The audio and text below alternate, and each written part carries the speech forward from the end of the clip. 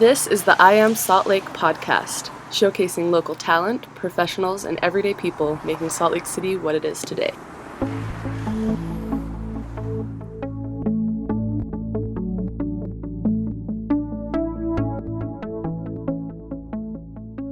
Welcome to the I Am Salt Lake podcast. This is episode 9.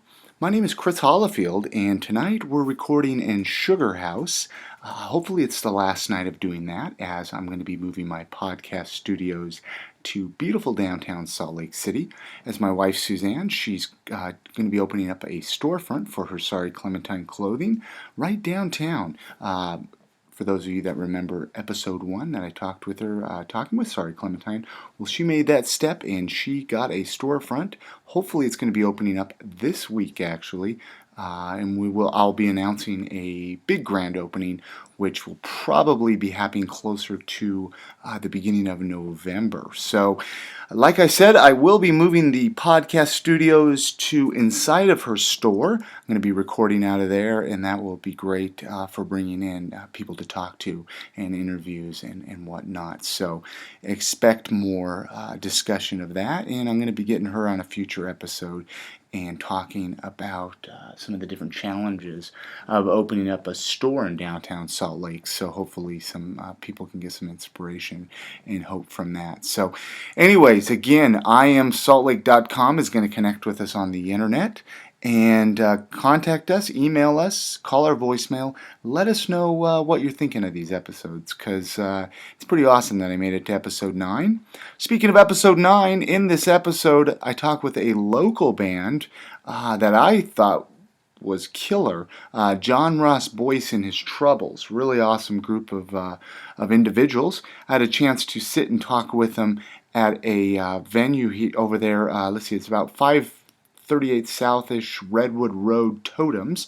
They played a show there with a couple other local bands, and sat down and talked with them and enjoyed a beverage before the show and got to know them a little bit. And that was actually my first time ever getting a chance to see a live show of theirs. And let me tell you what, they blew me away. So if they come near you or anywhere, I mean, honestly, check them out. They are definitely a local band worth checking out. I do kind of want to give you a heads up. The show does have a little bit more, language, I guess you would say. So, it's one thing I don't really want to do here on the podcast. I don't believe in censorship. So if that kind of stuff bothers you, or if you're with somebody that it bothers, maybe come back and listen to this episode at another time, because this is a great group of guys, and you really want to check this interview out. But if certain language bothers you, then I would avoid listening to this episode. So, anyways, without further talking on my part, I just want to jump in and play one of their songs here called No Doctors, No Priest. When the song ends, we're going to jump into the conversation that I had with them at Totems and give you a chance to get to know them a little bit and find out what they're all about. So thank you for listening to I Am Salt Lake Podcast. This is episode 9, and I'll be back in a moment.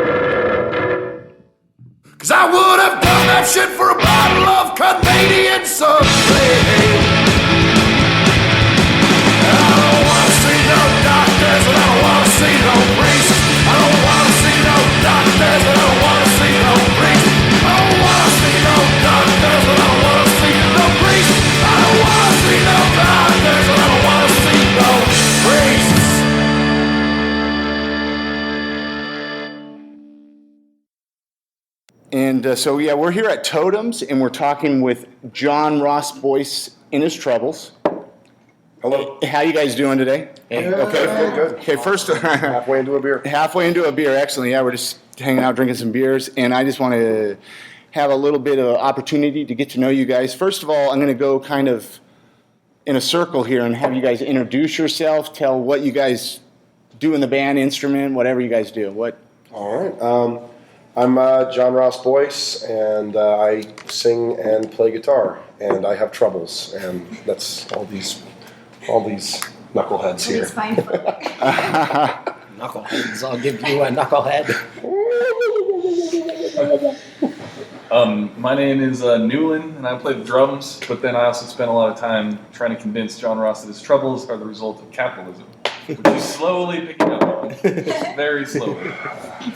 That's really painful because you know Mitt Romney is my biological father. It's really painful. Probably don't want to say Dropping that. the bombs already. Yeah, just got real up in here. A bit wrong, you real. I'm Angela. I play violin and keys. Awesome. I'm James Barlow, bass player, shaman, and headhunter. All true. I didn't know that. All true. You guys always find something new about each other, probably every time you play. Every time. I'm Ryan. I play guitar. Excellent. And how did you guys meet? Like a little bit of history about the band. What? Tell that story a little bit. There's only so many people that like, drinking beers and smoking weed in Provo and whatnot, and, cursing God and waiting to die. And, we kind of all, I guess, found each other at, halfway houses and, like black masses and things like that, various bars, found ourselves, to have common interests. And, I think something important to say right now is we would never do anything illegal or partake in any illegal substances at any time. If we were to get caught. It was like they say, it's not a crime if you don't get caught, right? That's exactly true. yeah. Or it could still be a crime, but what are the consequences? Who's going to do shit? A realer answer is that Ryan and Angela and I grew up in kind of the same small, kind of halfway, kind of grew up in the same small Mormon community in Houston, Texas. They were kind of in and out because you guys did a lot of living abroad and whatnot. Newland and I met a few years ago at a John Vanderslice concert, and I was in a different band. And I asked him if he knew any any bass players. We met slightly earlier when I was watching this band that he's talking about called The National Tree, and I thought to myself, wow, I'd be a way better bass player and drummer than the drummer and bass player that he has right now. And then eventually I became both the bass player and the drummer for the band that he asked me to be in at the John Vanderslice concert. Yeah. And then James and I... we met at a party somewhere, I think at his house, I think the night that I lost my virginity, actually. And we shared a meal, and we marveled at the fact that we both ate at the same speed, which is rapid fast. He comes from a big family. I come from a big family, but in a different way, like a fat family. And so it was really, it was really imperative for both of us to eat as quickly as possible. And I think we respected each other's matched speeds. Excellent. Also, we've all been playing in different bands and really different genres in the Provo scene. Yeah. And I think the one thing that's drawn us together is our dedication to music, and I guess that's... So, you guys have all been playing music pretty much your whole life, different bands. Yeah. You come from all over, and you guys... And how long have you guys been playing? Maybe I missed that part. About 2 years now. About 2 years? Formally. Okay, excellent. Angela just joined up with us this year. Indeed. But You were like, I need a violinist in the band. And you said, what the heck, right? Yeah, exactly. Yeah. And it turns out I happen to play violin. she was like, oh my God, I got the thing right here. Let me take some lessons really quick, right? and is there a meaning behind the name? What's the name? It's a little obscure, right? Originally, I was going to call it John-Ross Boyce in the Great Depression, just because I'm a notorious public pessimist, I guess. And so like any good country musician, my material just comes from my own fuck-ups. But somebody else suggested John-Ross Boyce and The Troubles, and I always kind of liked the idea of a band leader with like James Brown and his Famous Flames back in the day, or Bill Haley and his Comets. It was Bill Haley and his, I believe, as opposed to the. And I liked the idea of John-Ross Boyce and his Troubles, A, because I think the band is very troublesome as individuals and as people, constantly giving me the constantly vexing. That's the word. Taxing. He taxes me. I like it. And I shall have him. How would you describe your music for the public if they've never heard you guys before? James, go for it. You got Or is that? I mean. No. It's a common question. I realize it, but how would you describe? Like, say no one's heard you. You say, like, we've developed the phrase gutter country for ourselves. Sometimes it's just rock and roll. Most recently, I think I called it outlaw country with blues infusion. I love it. Yeah. I love it. It's really hard because, like, a lot of the genres that we respect, and, like, I was actually having a conversation with Ryan and Angela's brother about this a few years ago.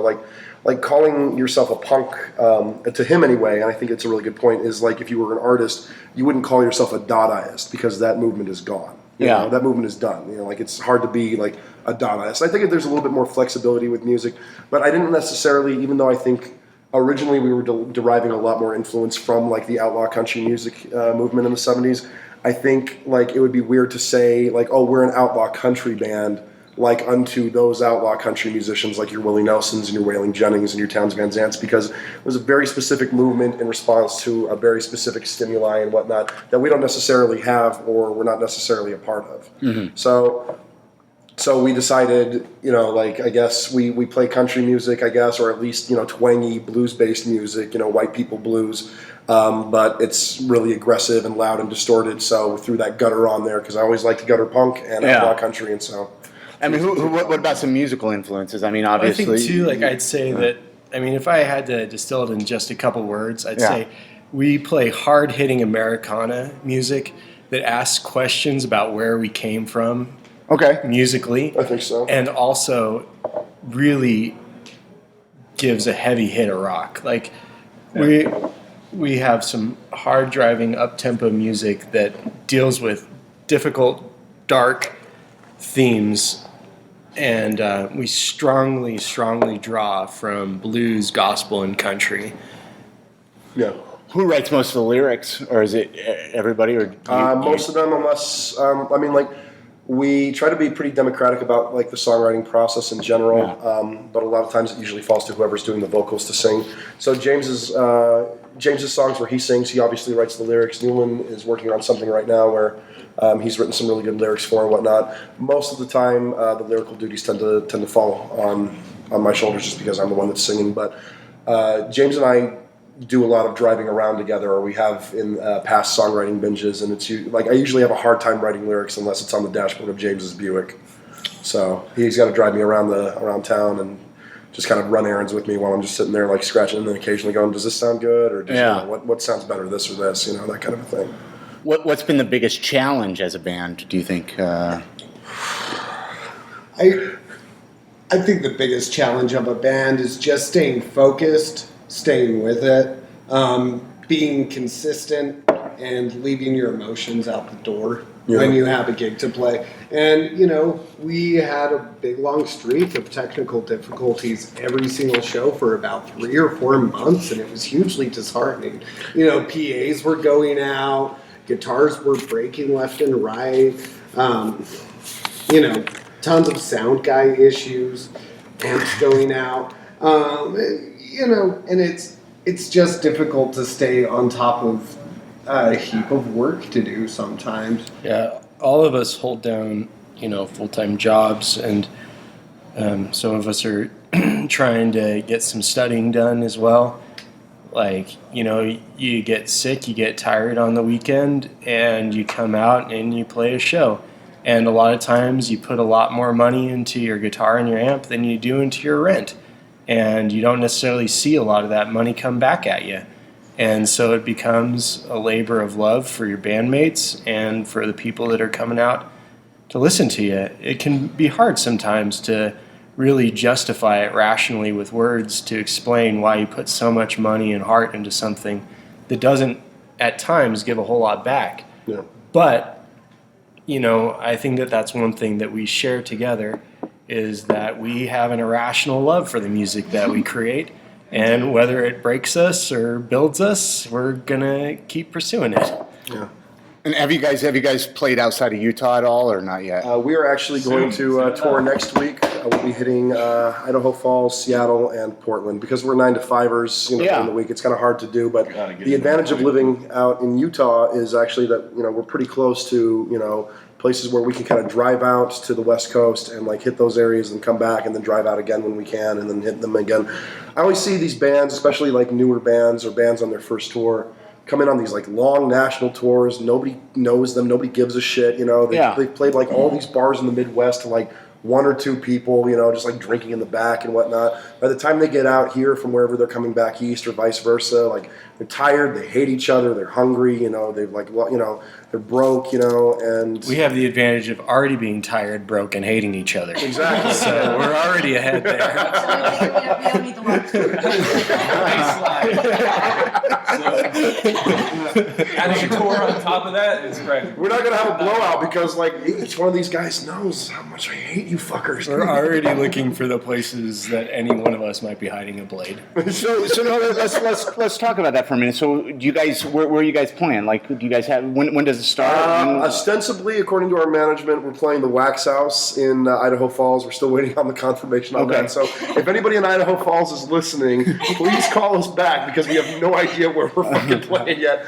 We're doing the Mars Bar in Seattle. We're going to be playing with Pacific Nomadic there. They're a really cool local band out there, more of an Americana outfit. Okay. And then another group called Eagles and Aliens, which admittedly I have no idea what they sound like, but they should be pretty cool. And then in Portland, we're going to be playing with actually me and Newland's old bassist in our old band, Pierre LeFou, his new band, Wire Eyes, and we'll be playing with them at a house show. Because we dig house shows, and we like that. I kind of wish we were doing house shows more in general. We end up playing a lot of bars because we sing a lot about booze, and so bars like us to just kind of advertise their wares for them. And we do a pretty good job of that, And then we get mutually beneficial because we get drunk for free, and they get tips and whatnot. Like the pilot and then we write more songs about booze. And then we write more songs about booze because we got drunk and we missed work or got into a fight with a girlfriend or something like that, and that's more material. But I really like house shows a lot because I think one of the main goals that I personally have as a musician is to like kind of whip audiences into like this like Dionysian frenzy, I don't pretend that like any song that I have about like what a shithead I am and what a drunk I am is going to change anybody's life for the better. Yeah. But at the same time, I think we play a lot of like up tempo, very hard hitting music, like Ryan said, that like has the capability to like get people into this like big whirling dervish kind of mass, like in voodoo this would be riding the loa, so to speak, where we just kind of, I want to kind of get a positive possession out of everyone, and so hopefully like everyone can kind of let go of their inhibitions, let go of their fears and their pains, and just fucking rock out, if only for 5 minutes, in this big we might not make mass. your whole life better, but we'll definitely make your like night better. Yeah, exactly. Like at least it's going to be better for a little bit. And honestly, I think it's a good way to deal with these hard-hitting issues is to have that upbeat rock and roll behind you. I feel like it's a very, not to say therapeutic, but therapeutic way of confronting these hard things. Yeah, I'd even go so far as to say, and trying to sound as little like a pretentious cock as possible. But for me, it's a religious experience. I feel like if I can remember the details of a show, then I didn't play the show well enough.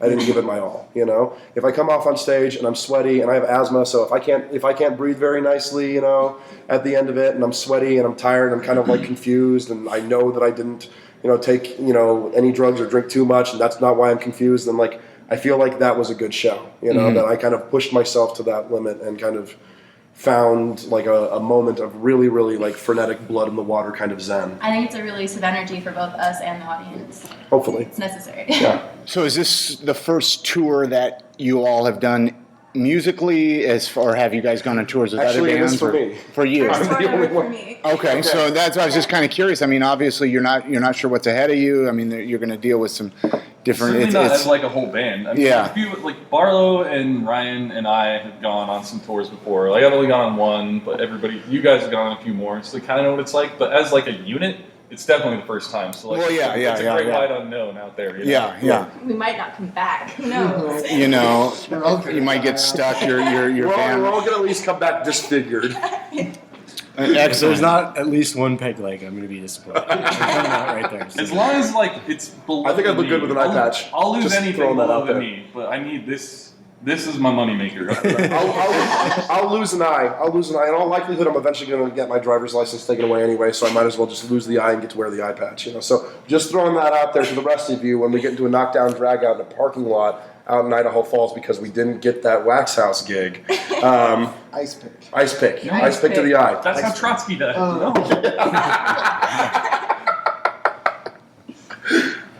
Well, excellent. Right. And so if anybody is listening, I don't know if this will be up before you guys play. I'm not sure what your dates are that you're playing. I'll try to get those from you and post those on the website. Absolutely. So we can link it with the interview if somebody's up there. But you'll have CDs for sale. We'll have CDs, shot glasses, and T-shirts for sale. Excellent. Official Trouble swag, and we do appreciate every piece that is bought. Well, no, it really helps touring bands out, especially because that's how they survive. Well, and moreover, especially with the record, we're very proud of the record that we have. Oh, it's excellent. And it's called Black Shuck Old Crow. It's available on iTunes and Spotify, as well as is it on? Can you buy things on CD Baby, or is that just? You can buy it on CD Baby. It's on Amazon. It's pretty much if you can find it with the Google, you can buy it. And I'll try to put those links too on the website, Absolutely, so that way everybody can get in touch. Excellent. And so, kind of shifting gears here a little bit, what if you could change one thing about the music industry?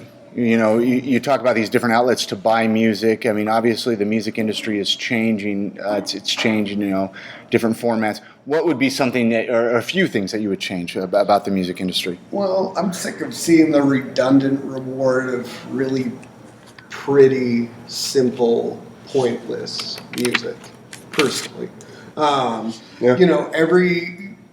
I see many musical acts take off, and I think they come with a really adorable face, very little experience, and some pretty things to say.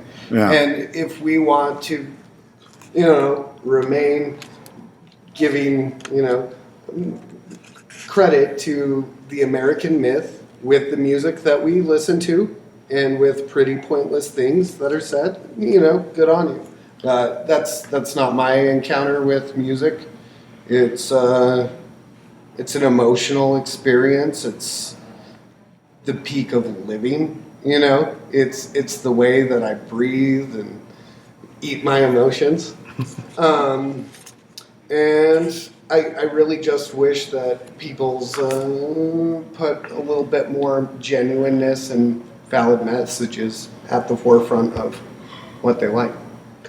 Actually, I would like to see. I kind of feel like the mid-aughts was like one of the worst times for like audience and performer engagement and whatnot.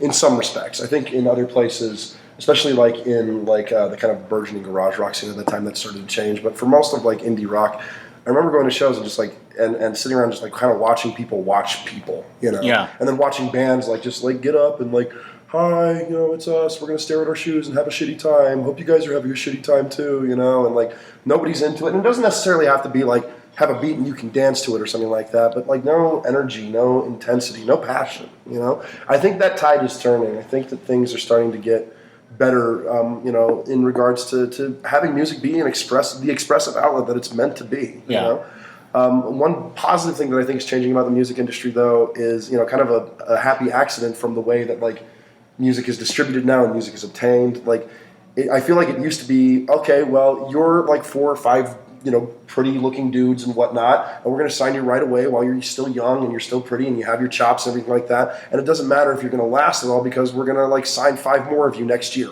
Yeah. And now I kind of feel like the bands that are starting to make headway and succeed are the bands, that are kind of it's more of an endurance contest now. And I think even though that's harder on the musicians themselves, I think that that's better for listeners because you get these guys that are truly dedicated to their craft, and then I think about Red Fang, for example. From what I understand, Red Fang from Portland, spent years they're kind of they're in their 30s. They're just now starting to make this really great headway and whatnot. And from what I understand, they've been playing for a long time in different bands and then as that entity, and it's really cool that they kind of proved we're going to keep doing this, and whether or not you want to help us out or distribute our music to a wider audience, whether or not you want to listen, that's fucking fine. You know, do what you need to do. We're going to keep rocking out in our corner, you know. And I think that's a little bit more respectable than just, you know, like signing like the first band with like a hit single and a nice face, you know.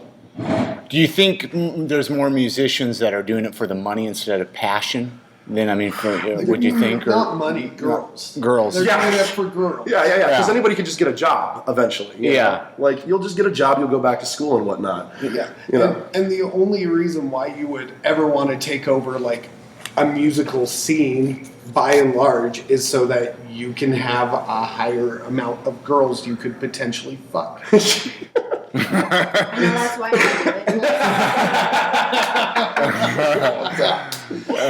Worst high five. Let's get a better one for microphone. Oh no! Newland, your head is in the way. She's got a moral.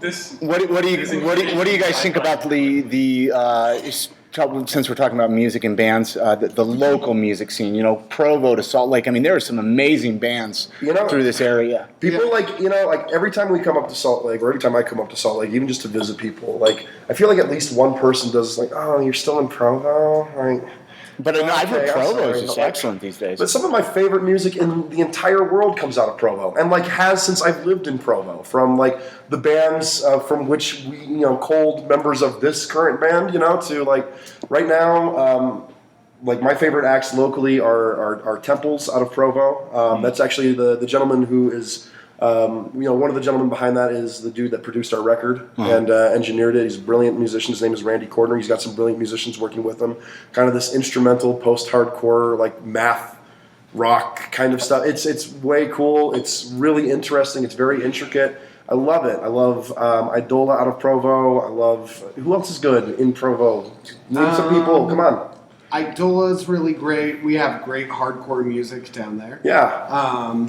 Despite Despair. Despite Despair, of course. Eons, they're on tour right now, also in the Pacific Northwest, and they're killing it. From what I understand. Neon Trees. You know what? They're nice guys. They're nice guys, and like we don't have to like beat around the bush. I don't like their music, but also we played with those guys for like years. You know what I mean? Like we knew them when they were still like around here, and like freaking like Another Statistic, the band that their drummer was in like before. She was in Neon Trees. Like I loved that band. You know what I mean? Like the bands that they came from, and even then now, like again, like not super into it, but also like what can you accomplish? Like fine example. There's good hip hop. There's Chance Lewis and Apt out of Provo, and like they're great. They're great rappers, great lyricists. Yeah, and there's a lot of great folk stuff that is coming out. There's Why do you think there is such a great music scene in Provo? I mean, I've noticed that there really is. You know what? I think that there. Actually, I'm going to lay that not on the heads of the musicians, but of the people that have strived to create great venues. And like for us, for example, Dane and ABG's, our local bar, has done a great job of fostering an environment that, Americana music that is full of cuss words and spit and gristle can find a place to get played in Provo. Which is hard because it's mostly all ages venues, and there's a fear like, hey, you're going to alienate audiences. And Corey Fox at Velour has spent years, creating a space that can foster groups such as Book on Tapeworm. Yeah. And that kind of band really couldn't exist without the place that Corey Fox built. And, a couple different owners from Chuck to Jake Haas to, Debbie and Darcy right now have worked at making Muse the place where, all the misfits in between can find a spot. Yeah, where the unlikely rappers from Provo can have a space to play at. And I think that there's, I think any college town is going to be full of musicians that want to find a spotlight and that are dying to play their music. And I think that the fact that those spots exist is fostering the growth. The other thing I would say is that going back to the question about the music industry and what it's done right or what it's done wrong, I sort of always assume that all of us are going to end up toothless and blind and sort of multiple, probably sexually, generated diseases. And there's One can only hope. And if the music is good enough, some fellow like Alan Lomax is going to come by and he's going to, with his tape recorder, he's going to be like, "You remember those songs you played, JR?" And he's going to try to belt them out the best he could. Oh, Lord, those fucking songs again. I don't think the music industry was ever about fostering good music or not fostering good music. And for me, like what I always wanted was the chance to play at a local bar with friends and family that came out and enjoyed it, and then maybe take it on the road. And that is independent of any kind of like, national scene or anything. Like the fact that there are people that want to come out and listen to great music that we've put our hearts and souls into, like that's it. And fuck all those other cocksuckers. Exactly. I wanted to also say, because I felt like we kind of neglected some of our Salt Lake bands that we also really like. Yeah. We're big fans of, Broken Spells is huge for me in a lot of ways. I really do love what those guys do. Newland used to drum in that band. Really, really cool band. And also Daisy and the Moonshines, who I know you guys interviewed. They're really, really bright kids, and I really dig them a lot. Folk Hogan, like those dudes fucking kill it, man. Like I love those guys. Hectic Hobo. We love Hectic Hobo. We love Wanagani. Like we just like all the missing Birthquake. Birthquake is huge for us too. And then Mike Kundick and everything that he does. With like kind of the Exigent Records crews and everything like that. Loon, Gaza, God's Revolver. Yeah, I swear that you could hit up just about almost any decent bar between Salt Lake and Utah County and hear an excellent show. And that's even up in Ogden, Fox Van Cleef, like Josie Pullet, they fucking kill it. Really, really good musicians. I think a big reason for that is whenever you have a social conflict that the people feel that brings questions to people's minds, the musicians and the artists are going to feed off of that. It will inspire them. It will enhance their ability. It will make it beyond ability and bring it back to those emotions, those genuine feelings, is those questions. And whenever you have a huge group that causes people to feel like they don't quite fit in, they will respond in these musical aspects. And I feel like that's why Provo and Salt Lake has a special kind of music that you don't necessarily hear other places, or it's different. And it speaks to me because I have experiences along those lines. Yeah, I feel like like whenever somebody goes like, "Oh, you're still in Provo? Why are you still in Provo?" My immediate response should always be, somebody's got to stay down there and teach those kids about the devil. I mean, do you honestly get asked that a lot? Like, I guess people in Salt Lake. A lot of bands in Provo get asked that. Yeah, exactly. Because I feel like a small town weren't worth staying in. Like, what the fuck? I don't know how Provo is any different from like Athens, Georgia, or like Omaha, Nebraska, or even like we think of Seattle now as this big music town and everything like that. But in 1991 and like in the late 80s, it was just like a bunch of shithead punk rockers like everyone else, like out in everyone else that wasn't in LA and New York, and like I don't see like why music can't keep growing in Provo and keep flourishing, and why Provo and Salt Lake can't become scenes of interest to outsiders. Like Ryan said, if it doesn't happen, then fuck it, who cares, because we're still playing and that's awesome. But if it does, it definitely should if it can, because there are talented musicians out here that fucking, bleed into their music, They have something to say. I feel like a lot of them have something to say. Yeah, they got something to say. Important. I've seen a lot of change in the area. I've seen a lot of growth and even unity between Provo and Salt Lake, in the last couple of years even. Yeah. Outside of the band, I mean, what kind of interests? I mean, or does music pretty much consume you guys? What start? Yeah, I mean, what do you guys? I'm really into film. I used to host a film night every week at Muse Music. Showed a lot of exploitation and silence and things like that. A lot of foreign stuff. Do a lot of reading. Newland and I both worked on the same newspaper at UVU for a number of years and whatnot. Currently, I'm just kind of exploring kind of the left-hand path of religions and whatnot. I'm reading a lot about voodoo, and it's really, really interesting to me. I also do woodworking, and I have a pet python whose name is Saffron. Excellent. Yeah. Newland? Well, they're all looking at me, and the reason that they're all looking at me is because I do, like, if I'm not playing music or if I'm not like working, because obviously I gotta eat, I'm like doing political organizing. Which is super important to me, one of the most important things to me. Yeah. Like I play music because it's important for me to have a release and for me to like sort of explode from time to time.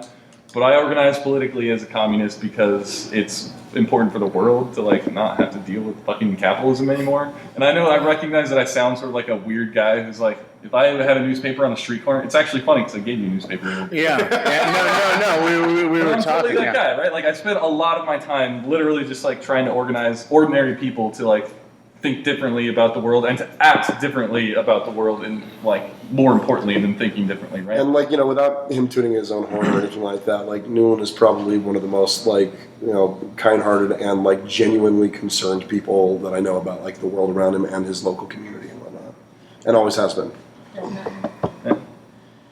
Me, I'm going to school right now. I'm a biochemistry major. I want to go to grad school, medical school, studying neuroscience and specialize in traumatic brain injuries. And I'm hoping to become a specialist and get other people interested in, I know it sounds corny, but there isn't a lot of medical help for people out there that don't have money. Yeah. I've worked in nonprofit organizations, and a lot of people's lives are completely ruined because they got sick.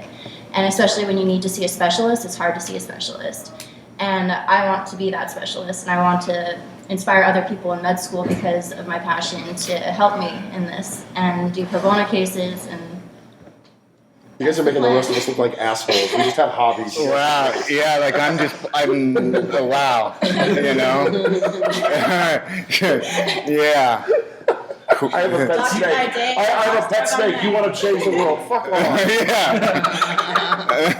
Not shucks. No, that's great. That's great. Doc? I'm sort of into Buddhism and Hinduism. I study them a lot. I'm really into, the psychedelic and shamanic relevance in this world. Hinduism has the mythology of Maya, which is that the world is completely illusory at all points, all times. And, I really like to fiddle around with my experience with reality and do magic on it pretty much. Wow. Super badass. Yes. And I hope this doesn't get back to the state hospital, but I work there with all the psychiatric patients. And it's a really rewarding job. Awesome. So. Yeah, I guess I definitely define myself as a musician at my core. That's what I studied at school, and it's definitely what keeps me together. I jump around from hobby to hobby from time to time. Right now I'm pretty into Krav Maga, which is a self-defense fighting Israeli technique that I've been working on. And but mainly I just like to play guitar. Tell us about the hoodie that you're wearing, Mr. Space Master. I'm also a very avid StarCraft player. So if any of you guys want to add me on BattleNet, it's PanicLater416. Awesome. Never met a StarCraft player. Well, excellent. Well, I know you guys want to probably drink some more beers, and you guys are going to be playing a show here at Totems. Yes, so I'm really excited to be playing with Please Be Human tonight. That was another band that I neglected to add to the thing. They're really awesome, and we're really excited. So, kind of wrap this up, and have you guys played here at Totems before? We have not played here at Totems before, and it is like a fucking barn. Like, we're pretty intimidated. So no, this place is fantastic. I definitely want to snap some photos of this place. It's absolutely, it's a pretty awesome bar. I mean, I've never seen a show here. Anything you guys want to add before we close this out? Or I'm going to list you guys on Facebook and Twitter, and I mean, how can we hear some music on those sites? I guess we have a Reverb Nation. We got a Spotify. We're, like I said, we're on iTunes, Amazon, and CD Baby. We have a Bandcamp as well. We're working on kind of revamping our website right now, so keep checking back at troubledtunes.com. Okay.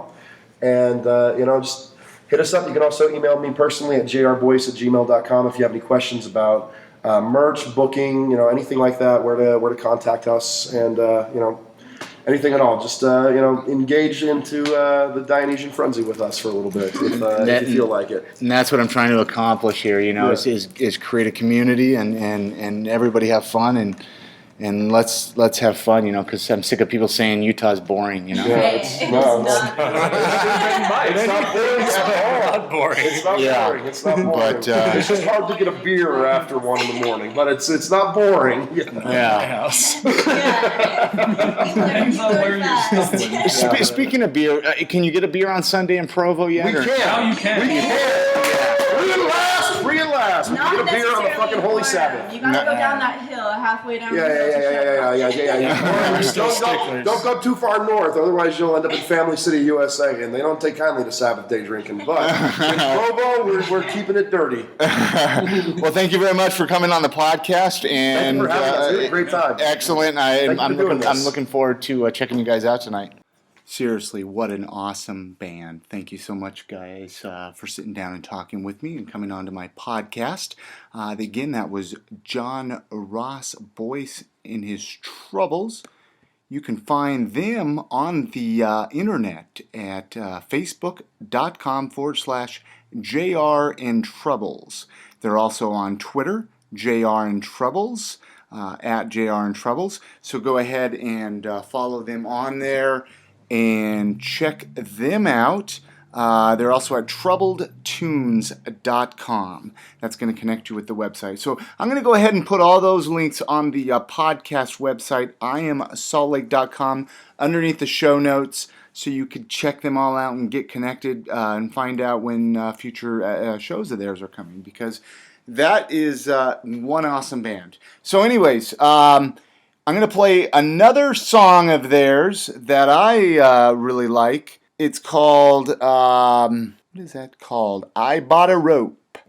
It's by John-Ross Boyce and his Troubles. I Bought a Rope. It's on the Black Shuck Old Crow album of theirs that I would highly suggest you picking up and purchasing and putting into your CD player, your iPod, your iPhone, or whatnot. Speaking of iPhones, I'm actually proud to announce we have a show sponsor.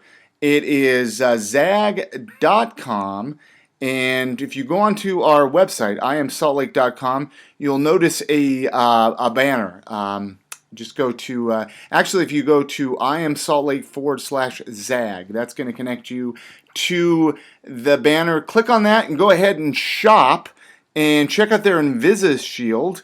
That is going to protect your iPhone, your smartphone, whatever kind of phone you have. It's really killer. I mean, I have it for my phone. Also, they have an iPhone charger that I would definitely recommend checking out, because you're on the go and you want to charge your iPhone. You don't have somewhere to plug it in. They have one of those portable chargers. So go ahead, check out the Invisible Shield and the different chargers. That's on Zag.com. Again, just click on through from the I Am Salt Lake /Zag. That way they kick us over a few cents and it helps out the podcast. We also have a donate button on the website as well. Kick over a few cents. Helps out with the podcast. These get kind of expensive to do after a while. Upgrading with new equipment and traveling expenses and just the hosting. So if you like the project I'm doing, help us out. It'd be much appreciated. Again, that's iamsaltlake.com /Zag is going to connect you with them. And Zag is actually a local company here in Salt Lake City, so support them as well. It helps our economy here in Salt Lake City. Let's see, what else do we have? We're on the weekly schedule. That's hopefully going to be something that I can continue on doing, getting a new episode up every Sunday evening, Monday-ish morning. It's kind of what I'm shooting for right now. So go ahead and download us, subscribe on iTunes. We're also on Stitcher Radio, which is a really great app. I've had a few people say, well, I want to listen to your show, but I have an Android. Check out the Stitcher app. It's just at Stitcher. The link's on the website, iamsaltlake.com. Download the Stitcher app, and you can also find other cool podcasts to listen to. I found a lot of really cool ones on there that I might not have listened to otherwise. So download that. Also, it would really mean a lot to me if you would go into the iTunes store and leave us some comments, leave us some feedback, It helps out our iTunes rating. I'd like good feedback. Hopefully you can give that to me. So go to iTunes and go ahead and leave some feedback. Also, when you're done listening to an episode on the website, scroll down. There's a little comment box down there. Leave some comments on there and feedback as well. I like to hear back from my listeners. Speaking of interaction with the listeners, if you go to our Facebook site, facebook.com/I am Salt Lake. I'm kind of doing a little bit of interaction, kind of a question of the evening. Hopefully, this will be something that I can continue with. Kind of just some different random questions about different things in Salt Lake. We've had favorite place to have brunch and your favorite beer, whatnot. So hop on there and get involved in the conversations. Go ahead, call our voicemail. This is a really fun thing to do. What we're going to be doing, voicemail 385-202-5926. That's going to connect you to our voicemail. Let me know upcoming events that you want me to plug on the podcast. Our friend over at Daisy and the Moonshines, they wanted me to tell you guys about a show of theirs that's going to be coming up, and let's see if I can find that here. Sorry. Here's the message. You can actually also email them at iamsaltlake@gmail.com. But the voicemail is really easy to access. You can actually text us at 385-202-5926 as well. So anyways, there's a show coming up. It's their Halloween show, Daisy and the Moonshines. If you remember them back on episode 4 when I talked to them over there. So anyways, Daisy and the Moonshines with Dark with Emily Wells and Daisy and the Moonshines. It's a Halloween show at Kilby Court, October 27th. Show starts at 7:30. If you want to find anything more, check them out. I would go to Daisy and the Moonshine site and check them out, which you can see the show notes on there. So let's see. Anything else coming up? I want you to let me know about them. I will let you know about the Sorry Clementine opening. Like I said, her store should be opening up this week for you to go check it out. I would add her on Facebook, facebook.com/Sorry Clementine, also as well as sorryclementine.com. And then we'll announce on there where the store is. The storefront address is 366 South, 500 East, number 104. Sorry Clementine handmade clothing by my wife, and definitely something you're going to want to check out. So, anyways, anything else going on in Salt Lake? Oh yeah, Sugar House is getting we're getting a cable car, and I'm sure there's been a few annoyances with that if you're driving around town. 700 East was closed this past weekend, so you had to kind of make some detours. But you can check them out on Facebook. There's a site that they made, facebook.com/pages/Sugar House Trolley Streetcar. That will connect you with any information that you need to know of any street closures. This is going to be killer once Sugar House gets this. So seriously, let's be okay with the construction right now. Plus, it's helping the economy out with giving jobs to some local workers. So, and feel free, follow me on Facebook as well. I'm going to be posting links from time to time whenever I find out about them, as well of certain road closures. My Facebook is facebook.com/Hollifield. That will connect me on there, as well as follow me on Twitter. It's just twitter.com/Chris_Hollifield. I think that's going to do it for episode 9. I'm going to end it out, like I said, with another song of John-Ross Boyce and His Troubles. This one is called I Bought a Rope. It's a really awesome song of theirs that I really like, so I decided to end the show that way. So thanks again, guys, over at John-Ross Boyce and His Troubles. Check them out when they're playing a club near you, and if they're on tour, check them out. Buy their merch, because that really helps the bands out too, guys. You really have no idea how much that helps them out. It might really make their night. Let them know you heard them on the I Am Salt Lake podcast. I have some great episodes coming up in the future, but if you want to be part of it, drop me an email, get in touch, let me know, because chances are I'm going to want to talk to you. So don't be afraid. IamSaltLake@gmail.com. Again, my name is Chris Hollifield. This is the I Am Salt Lake podcast. One more song here from John-Ross Boyce and his Troubles. You guys have a good night, and then we'll see you next week.